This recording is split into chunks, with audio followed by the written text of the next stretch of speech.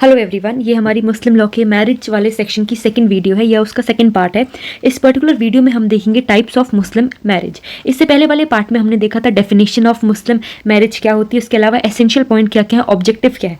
इस particular video में हम देखेंगे कि मुस्लिम मैरिज क्या किन किन चीज़ों में डिवाइड हो रखी है, क्या क्या टाइप्स है मुस्लिम मैरिज के। देखिए, एक चीज़ तो आपको पता है कि जो मुस्लिम्स थे वो दो सेक्ट में डिवाइड हो गए थे। पहले सेक्ट को हमने बोला था सुन्नी मुस्लिम, दूसरे सेक्ट को हमने बोला था शिया मुस्लिम्स। तो जो मैरिज है, मैरिज को क्या कहते हैं इस्लामिक टर्म में, निकाह। तो जो सुन्नी और जो शिया है उसमें मैरिज भी डिवाइड हो गई थी, उसमें मैरिज भी अलग अलग है। जैसे कि सुन्नी सेक्ट कहते हैं कि हमारे वहाँ 3 टाइप की मैरिज होती है। पहली मैरिज जिसको बोला गया है सही, इसको हम कहेंगे कि वैलिड मैरिज है, इसको पूरी तरह से वैलिडिटी मिल चुकी है, ये बिल्कुल सही मैरिज मानी जाएगी। सेकंड है बातिल मैरिज। बातिल का मतलब होता है वॉइड, वॉइड का मतलब होता है कि इसकी कोई मान्यता नहीं है, इसका मतलब कि इसकी जो इंपॉर्टेंस है वो जीरो है, इसको कोई मैरिज माना ही नहीं जाएगा। जो तीसरी टाइप की मैरिज है सुन्नी मुस्लिम्स में, वो है फासिद मैरिज, जिसको बोला गया है इररेगुलर मैरिज। लेकिन अगर आप शिया सेक्ट देखोगे, शिया के अंदर भी 3 टाइप की मैरिज है। पहली शाही मैरिज जिसको बोला गया वैलिड मैरिज, दूसरी है बातिल जिसको बोला गया वॉइड। जो शिया है उसमें इररेगुलर मैरिज का कोई कंसेप्ट नहीं है। यहाँ पे तीसरी टाइप की मैरिज होती है जिसको बोला जाता है मुता मैरिज या इसको बोलेंगे टेम्पररी मैरिज। अब हम इन सारे मैरिज को बहुत ज्यादा ही एक्सप्लेनेशन फॉर्म में देखेंगे। देखिए, पहले अब आपको एक चीज देखनी है कि जो पहले वाली 2 है ना, वो दोनों में सेम है। यहाँ पे भी वैलिड मैरिज है, यहाँ पे भी वॉइड है, सुन्नी में भी, और शिया में भी वैलिड और वॉइड दोनों में है। लेकिन सुन्नी के अंदर में जो थर्ड टाइप की मैरिज है उसको इररेगुलर मैरिज या फिर फासिद मैरिज बोला गया। वहीं शिया में आप देखोगे तो एक डिफरेंट टाइप की मैरिज है जिसका नाम है मुता मैरिज, जिसको हम बोलेंगे टेम्पररी मैरिज या फिर मैरिज फॉर इंजॉयमेंट। ठीक है, देखिए अब जो फर्स्ट टाइप की मैरिज है जिसको वैलिड मैरिज बोला गया और साथ में इसको सही निकाह भी कहा गया है, हम अब उसको देखेंगे इसमें क्या होता है।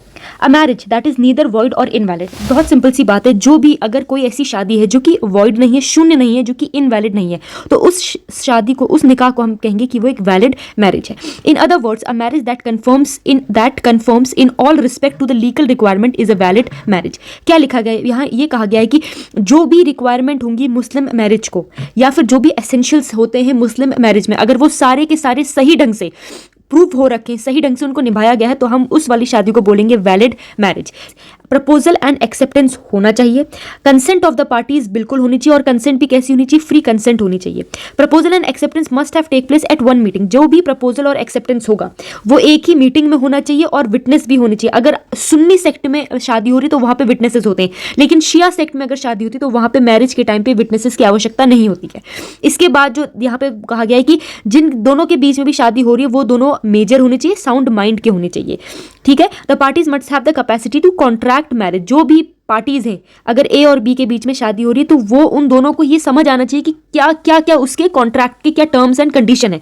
उनके अंदर ऐसी कैपेसिटी होनी चाहिए सोचने और समझने की। There should be no impediment to marriage whether absolute और रिलेटिव। अब देखिए, वैलिड मैरिज वैलिड तब होगी जब उसमें क्या होगा, सारे के सारे एसेंशियल पॉइंट्स जो होंगे वो माने गए होंगे। जैसे कि अगर आपने मुस्लिम लॉ की पहली वाली वीडियो देखी थी, उसमें मैंने आपको 3 पॉइंट्स बताए थे कि एब्सोल्यूट प्रोहिबिशन, उसके अलावा क्या था, एक था आपका डिस्क्रिशनरी प्रोहिबिशन, ये सारे प्रोहिबिशन नहीं होने चाहिए। तो यहाँ पे भी यही लिखा है कि वैलिड मैरिज वैलिड तब होगी जब उसमें कोई भी इंपीडमेंट नहीं होगी, कोई भी रुकावट नहीं होगी। जैसे कि एब्सोल्यूट और रिलेटिव इंपीडमेंट नहीं होना चाहिए। इसका क्या मतलब था कि कॉन्सेंग्विनिटी नहीं होनी चाहिए, एफिनिटी नहीं होनी चाहिए, फॉस्टरेज नहीं होना चाहिए, पॉलीएंड्री नहीं होनी चाहिए, और टेम्पररी मैरिज नहीं होनी चाहिए। तो जब ये चीज़ें नहीं होंगी तभी वो जाके एक वैलिड मैरिज मानी जाएगी। अब आप कहोगे कि टर्म्स क्या है, इसके लिए आपको मेरी पहले वाली वीडियो देखनी पड़ेगी, क्योंकि मैंने सारे टर्म्स बताए हैं कि कॉन्सेंग्विनिटी क्या होता है, एफिनिटी क्या होता है, फॉस्टरेज क्या होता है, पॉलीएंड्री क्या होता है, और टेम्पररी क्या होता है। ठीक है, अब अगर वैलिड मैरिज हो गई तो उसका क्या इफेक्ट होगा। अगर ए और बी 2 लोग हैं, इनके बीच में सब सही ढंग से शादी हुई है मुस्लिम लॉ के अंदर, तो क्या इनका फिर उस शादी का क्या कॉन्सिक्वेंस होगा। देखिए, उस शादी जो वैलिड मैरिज होगी, पहली चीज तो वो एक वैलिड मैरिज मानी जाएगी, जिसका सोशल और लीगल इंप्लीकेशन होगा। सोसाइटी उसको एक्सेप्टेंस देगी और लीगली भी उसको एक्सेप्टेंस मिलेगा। यहाँ पे क्या होता है कि अगर वैलिड मैरिज हुई है तो हस्बैंड जो है वो अपनी वाइफ को सारे के सारे राइट्स ऑफ इनहेरिटेंस प्रोवाइड करता है। वाइफ के पास मेंटेनेंस का राइट होता है, एलिमनी होती है अपने बच्चों के लिए, उसके खुद के लिए और बच्चों के लिए, अंडर सेक्शन 125 ऑफ सीआरपीसी। इसके अलावा इसका एक बहुत इंपॉर्टेंट केस भी था, जो था मोहम्मद अहमद खान वर्सेस शाहबानो बेगम का केस था। इसके अलावा अगर the ritual of iddat has to be performed by the divorce wife, अगर शादी वैलिड थी, उसके बाद अगर वो डिवोर्स लेते हैं या फिर शादी किसी भी ढंग से टूट जाती है, उसके बाद उनको इद्दत के टाइम पीरियड से गुजरना होता है। अब हम नेक्स्ट वीडियो में देखेंगे देखेंगे कि इद्दत क्या होता है। लेकिन अगर शादी वैलिड है, आपको बस ये चीज़ ध्यान में देनी है, अगर शादी वैलिड है तो उसमें इद्दत के टर्म्स एंड कंडीशन से गुजरना पड़ता है वुमेन को। तो ये सारी चीज़ें हैं, क्या है, ये सारी चीज़ें हमने पढ़ी वैलिड मैरिज के अंदर। अब हम दूसरी टाइप की मैरिज देखेंगे जो कि वॉइड मैरिज। वॉइड का मतलब है कि इसको माना ही नहीं जाएगा, ये एक प्रकार से जीरो मैरिज है। अब वॉइड मैरिज इसको नाम क्यों दिया गया है, देखिए, अगर शादी की कंडीशंस को फुलफिल नहीं किया गया है तो वो क्या होगी, तो वो वॉइड मैरिज मानी जाएगी। वॉइड मैरिज वॉइड्स क्यों होती, क्योंकि वो फुलफिल नहीं करती सारे के सारे necessary condition of valid marriage को। तो ये सारी चीजें आपको देखनी पड़ेगी। इन बातिल, देखो वॉइड मैरिज जो होती है ना, इसको बातिल मैरिज भी कहा जाता है या फिर बातिल निकाह भी कहा जाता है। इसमें क्या होता है, इसका कोई लीगल राइट, इसमें किसी भी पार्टी को कोई लीगल राइट नहीं मिलता और ना ही उनके पास कोई ऐसे ऑब्लिगेशन होते हैं। इसके अलावा a marriage falling under prohibited degree of relationship. अब आपको बहुत इंपॉर्टेंटली इससे पहले वाली वीडियो देखनी पड़ेगी, क्योंकि आपको समझ नहीं आएगा कि ये डिग्री, प्रोहिबिटेड डिग्री ऑफ, इसका ये मतलब है कि एक इंसान अपनी खुद की डॉटर से, अपनी खुद की सगी बहन से, या अपनी हाफ ब्लड हो, फुल ब्लड हो, या फिर यूटराइन ब्लड हो, किसी से भी शादी नहीं कर सकता। अगर वो कर लेता है तो फिर वो वॉइड मैरिज के अंदर आ जाएगा। और भी सारी टर्म्स एंड कंडीशन उसमें लिखी हुई थी कि वो अपनी आंट से शादी नहीं कर सकता, अपनी नीस से शादी नहीं कर सकता। अगर वो कर लेता है तो फिर वो वॉइड मैरिज के अंदर आ जाएगा, उसकी शादी को पूरी तरह से शून्य, जीरो मान लिया जाएगा। तो यही सीधे यहाँ लिखी हुई है, marriage prohibited by reason of affinity. Affinity के अंदर भी शादी नहीं होगी, या फिर यही मैरिज विद फॉस्टर मदर और फॉस्टर सिस्टर, इनसे भी उसकी शादी नहीं होती है। Marrying a woman who is undergoing iddat, कोई अगर वुमन, अगर वो अपने इद्दत के टाइम पीरियड से गुजर रही है और उसमें शादी अगर कर ली, तो शिया लॉ के अंदर उस शादी को वॉइड मान लिया जाता है, लेकिन सुन्नी लॉ के अंदर उस शादी को इर्रेगुलर मान लिया जाता है। Marriage with someone else wife provided her marriage is still subsisting, अगर किसी ऐसी वुमन से शादी हो रही है जिसका भी डिवोर्स नहीं हुआ, या फिर वो डिवोर्स के टर्म्स एंड कंडीशन इद्दत टाइम पीरियड से गुजर रही है, तो वो शादी भी वॉइड मान ली जाएगी। अब अगर शादी कर ली, मान लिया जाए एक ए और बी ने, ए और बी के बीच में शादी हो गई, और ये दोनों जो आ रहे हैं ना, मान लेते हैं ये दोनों अभी आ रहे हैं प्रोहिबिटेड डिग्री ऑफ रिलेशनशिप, या फिर ये दोनों ब्लड रिलेशनशिप से गवर्न होते हैं, तो उस केस में क्या होगा, तो इफेक्ट क्या होगा एक वॉइड मैरिज का। पहली चीज तो इसका कोई लीगल इफेक्ट नहीं होगा, ठीक है। इसके अलावा इसमें अगर ऐसी शादी होती है तो इसमें कोई भी राइट्स और ऑब्लिगेशन किसी भी पार्टीज के बाद नहीं होता है। जो वाइफ होती है उसको कोई भी मेंटेनेंस नहीं मिलता है। One can not inherit from the other but the women is entitled to dower, लेकिन हाँ, डावर जरूर, जो भी मेहर की रकम रखी जाती है वो मिलती है।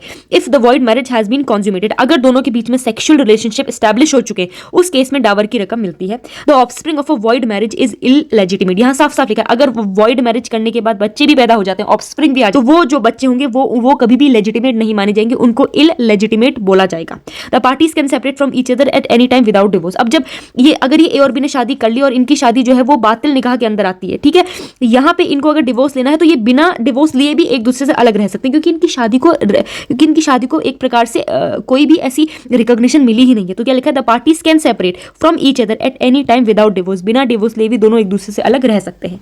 तीसरी टाइप की मैरिज आती है जो कि फासिद निकाह, जिसको बोला गया इर्रेगुलर मैरिज। इसका क्या मतलब होता है, मान लिया जाए ए और बी के बीच में शादी हो गई है, तो इस शादी को ना तो ये शादी वैलिड है ना ये शादी इनवैलिड है, ना तो ये शादी वैलिड है ना ये शादी वॉइड है, पर ये इररेगुलर है। इसका ये मतलब है कि कुछ ऐसे सर्कमस्टांसेस आ सकते हैं, कुछ ऐसी सिचुएशन आ सकती है जिससे ये शादी, जो भी ये शादी थी, या तो ये वॉइड में कन्वर्ट हो सकती है या फिर ये वैलिड भी बन सकती है। जैसे कैसे, अब देखो, मान लिया जाए एक आदमी ए था, उसकी 4 बीवियां थी।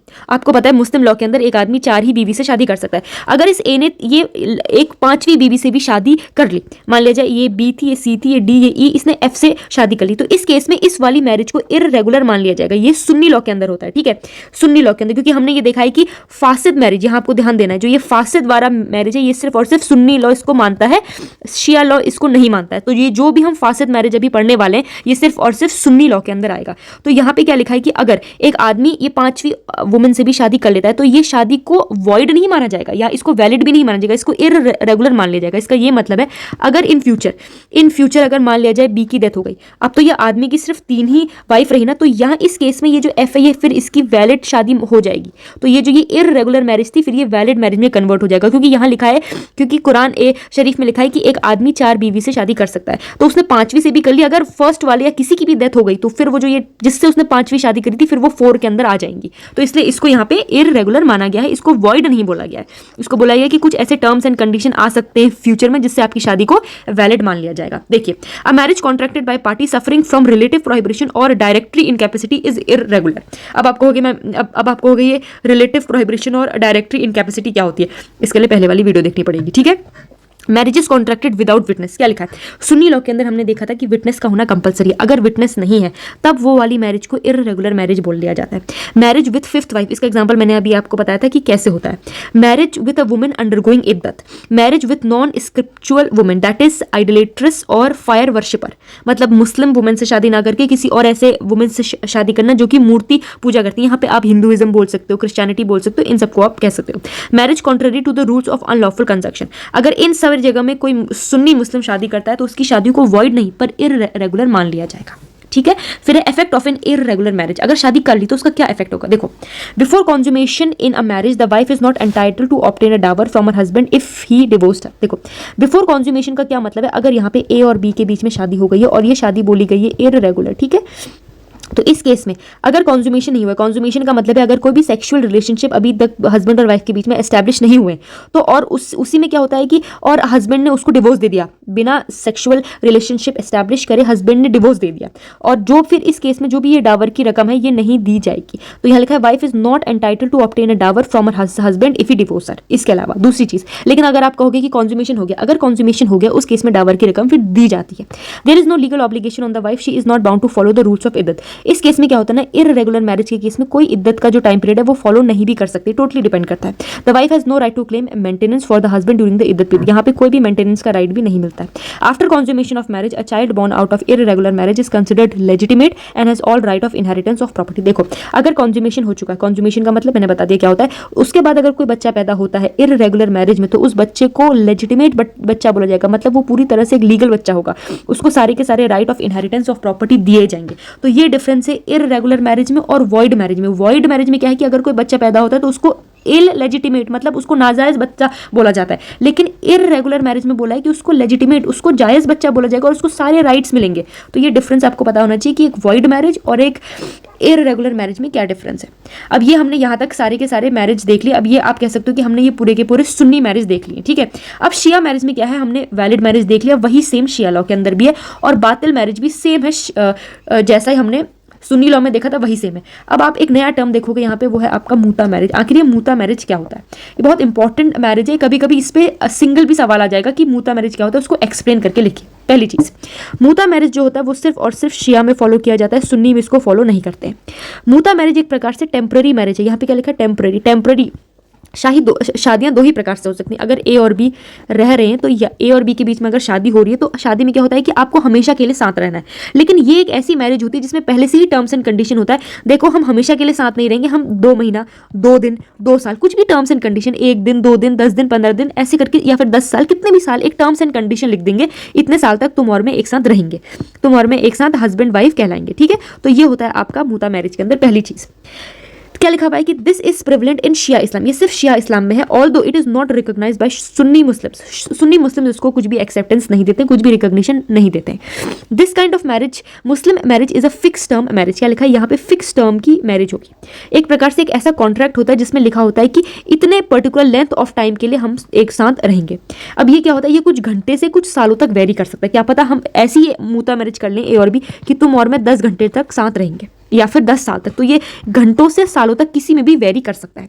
The marriage is automatically dissolve when the terms of the contract expire. अगर जैसे ही मान लीजिए ए और बी ने बोला कि हम दोनों 10 घंटे तक साथ रहेंगे, 10 आवर्स, जैसे ही 10 आवर्स हो जाएंगे वैसे ही इनकी मैरिज अपने आप एंड हो जाएगी। The marriage is automatically dissolve when the term of contract expire. जैसे ही कॉन्ट्रैक्ट के जो भी टर्म्स एंड कंडीशन होंगे वो एक्सपायर हो जाएगा। इसमें कोई डिवोर्स का नीड नहीं होता है। डिवोर्स इसलिए नहीं चाहिए होता क्योंकि पहले से ही टाइम फिक्स हो चुका है कि हम 10 घंटे तक साथ रहेंगे, हम 10 दिन तक साथ रहेंगे।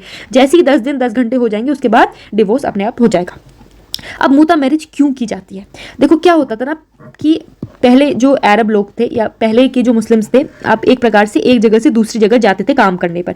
मान लीजिए एक देश ये है, दूसरा देश ये है, बीच में पहाड़ है, पानी है, जो भी है, तो वो उन्हें अपनी फैमिली को यहाँ से छोड़ के दूसरी जगह जाना होता था। तो वहाँ पे वो एकदम अकेले होते थे, तो उन्हें कुछ ना कुछ इंजॉयमेंट के लिए या कुछ अपने एक सहारे के लिए वो एक मूता मैरिज करते थे वहाँ की वुमेन्स के साथ, कि हम तुम्हारे साथ रहेंगे ताकि हमारे जो भी सेक्सुअल नीड है वो पूरी हो। तो इस प्रकार से पहले मूता मैरिज होती थी, अब तो बिल्कुल नहीं होती हैं, अब बहुत कम होती हैं। तो इसका मेन सिग्निफिकेंस जो है ना वो ये है कि एक प्रकार से एक इंडिविजुअल जो है वो इंगेज हो जाए टेम्पररी मैरिटल रिलेशनशिप में without violating any Islamic law in situation where a permanent marriage is not feasible. अब ये आदमी अपना यहाँ, इसकी फैमिली यहाँ थी, अब ये 1000 किलोमीटर अपनी फैमिली को लेके तो नहीं आ सकता ना, लेकिन उसको अपना फैमिली जैसा ही घर चाहिए उसको, वैसे ही लोग, मतलब वैसे ही उसको सिचुएशन चाहिए होती थी, इसीलिए वो मूता मैरिज करता था। In situation where a permanent marriage is not feasible such as when a man is traveling or when a woman is in the need of financial support, a temporary marriage can be a solution। अब देखो इसमें दोनों का फायदा होता था। Man का फायदा तो ये होता था कि उसको मैरिटल रिलेशनशिप में जो भी सुख मिलते थे वो उसको मिल रहा है। वुमेन का ये फायदा हो रहा है कि वुमेन जो गरीब है, वुमेन है, उनको भी एक प्रकार से लीगल टर्म्स एंड कंडीशन उनके साथ कॉन्ट्रैक्ट हो रहा है, कोई ऐसा फर्जी वाला काम नहीं हो रहा है, एक कॉन्ट्रैक्ट के अंदर वो बधी हुई है, तो वो कॉन्ट्रैक्ट के अंदर उनको शादी करने को मिली है। इसलिए वुमेन जो थी वो भी फाइनेंशियली इंडिपेंडेंट हो रही थी, उनको भी फाइनेंशियली वो स्ट्रांग हो रही थी, फाइनेंशियल सपोर्ट मिल रहा था उन्हें। ठीक, it is important to note that muta marriage is not consider equivalent to permanent marriage. साफ सीधी सी बात है, मूता मैरिज जो है इसको कभी भी परमानेंट मैरिज के इक्विवेलेंट नहीं माना गया है और ना ही इसमें ऐसी कोई राइट और रिस्पॉन्सिबिलिटी है। मूता मैरिज एक प्रकार से मूता मैरिज पूरी तरह से डिफरेंट है परमानेंट मैरिज में। अब जब ये मैरिज होगी ना, इसके कुछ टर्म्स एंड कंडीशन है जिस पे आपको ध्यान देना पड़ेगा। तो लीगल रिक्वायरमेंट क्या है एक मूता मैरिज करने के लिए? मान लिया जाए एक आदमी है, वो अपने घर से बहुत दूर आ रखा है, अब उसको मूता मैरिज करनी है बी के साथ, उसको एक वुमेन भी मिल गई है, ठीक है। अब उससे पहले इस ए को बहुत सारे टर्म्स एंड कंडीशन से गुजरना पड़ेगा। पहला, कंसेंट होगी दोनों पार्टीज की। जैसे मुस्लिम लॉ के अंदर मैरिज के लिए जो भी कंसेंट होती है वही चीज मूता मैरिज के अंदर भी होगी। दूसरी चीज, जो ये ए और बी दोनों अपनी कंसेंट दे रहे हैं, इन दोनों को पता होना चाहिए किस लिए कंसेंट दे रहे हैं। इनको कैपेसिटी टू कंसेंट, मतलब ये साउंड माइंड के होने चाहिए, अडल्ट होने चाहिए, इनको कोई भी जबरदस्ती नहीं कर रहा हो ऐसी चीजें, और एज ऑफ प्यूबर्टी अटेन कर ली होनी चाहिए, ठीक है। ऑफर एंड एक्सेप्टेंस भी होता है इसमें। The marriage contracted must be made through an offer, एक ऑफर दिया जाना चाहिए और दूसरी पार्टी वुमेन जो है उसको एक्सेप्टेंस भी देगी, तो ये भी इसमें इंपॉर्टेंट होता है। मेहर की रकम भी रखी जाती है कि भाई मैं इतना फिक्स्ड अमाउंट ऑफ मनी तुम्हें दूंगा। द मैन मस्ट पे, इसमें आदमी को एक फिक्स्ड अमाउंट ऑफ मनी जो है वो पे करना होता है या फिर प्रॉपर्टी पे करनी होती है वुमेन को एज अ गिफ्ट। आप मेहर को एक प्रकार से गिफ्ट समझ लीजिए, गिफ्ट, ठीक है, या फिर डाउरी जो कि आदमी देगा। This is known as mehr, it is a mandatory, ये तो मैंडेटरी होती है, मतलब रखनी ही रखनी है, और वो भी सारी मैरिज में होती है। तो ये मूता मैरिज की भी इंपॉर्टेंस इतनी ज्यादा थी कि इसमें भी मेहर की रकम रखी गई थी। इसके अलावा इसमें विटनेस भी होता है। विटनेस का मतलब है like in all other type of Muslim marriage the muta marriage must be witnessed. इसमें भी 2 मेल विटनेस या फिर 1 मेल 2 फीमेल विटनेस होने चाहिए, वो भी साउंड माइंड की होनी चाहिए और मुस्लिम फेथ के होने चाहिए। इसका एक और इसमें आपको समय लिखना है कि टाइम, जो भी कॉन्ट्रैक्ट बनेगा ना, इसका एक सबसे इंपॉर्टेंट चीज है कि उसमें टाइम लिखा होना चाहिए। अगर कॉन्ट्रैक्ट में लिखा है कि 10 दिन तक हमारे ए और बी के बीच में मूता मैरिज होगी, तो वहां 10 दिन के लिए ही होगी, उसके बाद वो खत्म हो जाएगी। और एक डावर की रकम भी रखी होनी चाहिए। डावर मतलब कि यहाँ पे मेहर भी होना चाहिए। अब आप कहोगे कि मेहर की रकम तो रखिए लेकिन डेज नहीं लिखे। अगर डेज नहीं लिखे बिल्कुल भी, तो सिंपल सी बात है, फिर वो और उनके बीच में शादी भी होगी तो फिर वो परमानेंट शादी हो जाएगी, फिर वहां पे वो हमेशा के लिए साथ रहने वाला टर्म्स एंड कंडीशन होगा। इसीलिए मूता मैरिज के अंदर समय तो इतना ज्यादा इंपॉर्टेंट होता है, इसलिए आपको टाइम करना ही करना है। यहाँ पे पता नहीं क्यों नहीं लिखा हुआ है, तो 1 कंडीशन ये है, सेकंड ये है। आपको एक चीज ध्यान रखनी है, जो भी मैंने यहाँ पे टर्म्स एंड कंडीशन लिखे ना, इसमें सबसे इंपॉर्टेंट टाइम है, तो टाइम आपको लिखना ही लिखना है। पहली कंडीशन है कंसेंट होनी चाहिए, ऑफर एंड एक्सेप्टेंस, मेहर की रकम, विटनेस और टाइम। तो ये 5 चीजें आपको एसेंशियल्स ऑफ मूता मैरिज के अंदर लिखना है। अब देखिए कैरेक्टरिस्टिक क्या है मूता मैरिज के, क्या चीज़ है जो मूता मैरिज को और दूसरे मैरिज को डिस्टिंग्विश करती है। पहली चीज़, फिक्स टर्म कॉन्ट्रैक्ट होता है। इसमें जो भी मैरिज हो रही है ना, उसमें एक स्पेसिफिक टाइम पीरियड लिखा होता है कि इसी पीरियड में हमारी शादी होगी और इसी के बीच में हमारी शादी वैलिड मानी जाएगी, और वो दोनों पार्टीज के द्वारा एग्री होना चाहिए। No automatic right to inheritance, इसमें कोई भी राइट टू इनहेरिटेंस नहीं होता है, क्योंकि ये एक प्रकार से एक टेम्पररी मैरिज होती है बस। अब देखिए मूता मैरिज के अंदर क्या ये सही है या ये गलत है, इस पे हम बात कर रहे हैं। Criticism and controversies surrounding muta marriage. मूता मैरिज एक प्रकार से कंट्रोवर्शियल प्रैक्टिस मानेगी। कंट्रोवर्सी का मतलब है कि जो कि सही नहीं है बोला गया है लोगों के द्वारा, और बहुत सारे मुस्लिम स्कॉलर्स और ह्यूमन राइट जो ग्रुप्स है उन्होंने इसको बोला है कि ये गलत मैरिज है। क्या, अब देखो some of the criticism and controversies around muta marriage, लोग क्यों इसको रॉन्ग मानते हैं? लोग कहते हैं कि ये मोरालिटी के अगेंस्ट है। इसका मतलब है कि ये एक प्रकार से मोरालिटी, नैतिकता की विरुद्ध बात करता है और ये वॉयलेट करता है इस्लामिक कंसेप्ट को। ये डिसेंसी और मोरालिटी को भी एक प्रकार से नकारता है। एक्सप्लॉयटेशन होता है इससे। कुछ लोग ऐसा कहते हैं कि मूता मैरिज एक प्रकार से एक्सप्लॉयटेशन करता है वनरेबल वुमेन का। जो वुमेन जो है वो गरीब है, वनरेबल है, उनके साथ गलत होता है, उनका एक्सप्लॉयटेशन होता है। सिर्फ और सिर्फ फाइनेंशियल सपोर्ट के लिए लिए उन्हें एक प्रकार से मैरिज करनी पड़ती है। और शादी भी किस लिए? सिर्फ और सिर्फ सेक्सुअल रिलेशनशिप एस्टैब्लिश करने के लिए। इसमें कोई लीगल स्टेटस भी नहीं मिलता है। मूता मैरिज इंडिया के अंदर बिल्कुल भी रिकॉग्नाइज नहीं है, which means that women in muta marriage may not have any legal protection. कोई लीगल प्रोटेक्शन नहीं मिलेगा। अगर उनके साथ उनका हस्बैंड अब्यूज भी कर रहा है, वायलेंस मारपीट भी कर रहा है, तब भी कोई लीगल प्रोटेक्शन नहीं मिलेगा, क्योंकि इंडिया के अंदर इसको रिकॉग्निशन ही नहीं दी गई है। तो ये सारी की सारी चीजें आपकी मैरिज के अंदर, कितने टाइप्स की मैरिज होती है और आपको लिखनी पड़ेगी टाइप्स ऑफ मैरिज के अंदर। Thank you so much.